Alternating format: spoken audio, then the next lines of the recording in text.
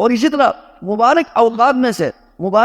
میں سے جس میں دعائیں قبول ہوتی ہے، عبادتیں زیادہ قبول ہوتی ہے، ان کے زیادہ اجر و ثواب ہے۔ ہم سب کو معلوم ہے رمضان کا پورا مہینہ مبارک ہے، اس میں دعا کریں۔ خاص طور پر روزہ دار جب دعا کرتا ہے، آخری جب افطاری کے ٹائم جب روزے میں وہ نقلی روزہ ہو، فرض روزہ ہو، سب میں روزہ دار دعا کرتا ہے تو وہ دعا غلط نہیں ہوتی۔ تو رمضان مبارک کا پورا مہینہ جو ہے نا دعائیں قبول ہونے کا مہینہ ہے، اور اس میں سے بھی خاص طور پر لیلۃ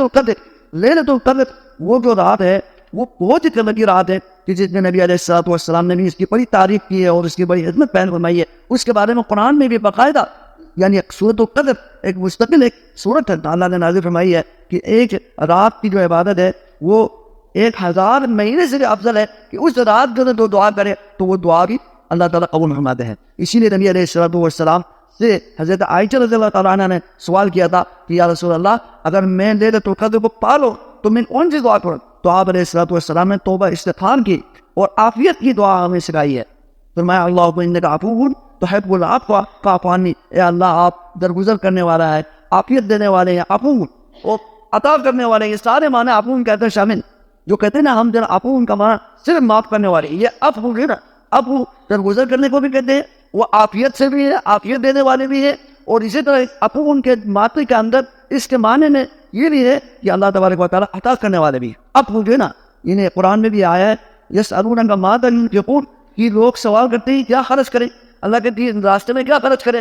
کتنا خرچ کریں؟ تو آپ نے فرمایا قل العفو، جو انسان اپنے حاجت سے جو زیادہ مال ہے وہ اس میں خرچ کرے،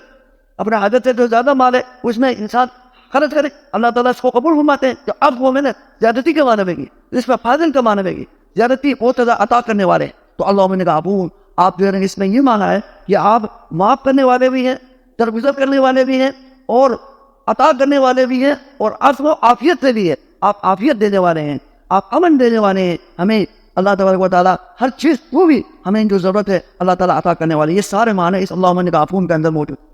تو حق العفو، درگزری کو، عافیت دینے کو، عطا کرنے کو آپ پسند فرماتے ہیں، فاعف عنی، آپ میرے گناہوں کو معاف کیجیے، یہ سارے معنی اس کے اندر شامل ہیں۔ تو فرمایا کہ لیلۃ القدر پا لے تو یہ دعا کرو، یعنی آپ نے ہمیں بہت ایک جامع دعا سکھائی ہے کہ دعا کرنے کے لیے کہا، اس کا مطلب ہے نا کہ آپ اس میں لیلۃ القدر میں دعا کریں تو دعا قبول ہوتی ہے۔ تو یہ بھی ایک مبارک ایک وقت ہے جو ہمیں اللہ تعالیٰ عطا کرتے ہیں، اور ہم اس کی قدر نہیں کرتے، اس لیے ہمیں ان اوقات کا خیال رکھنا چاہیے۔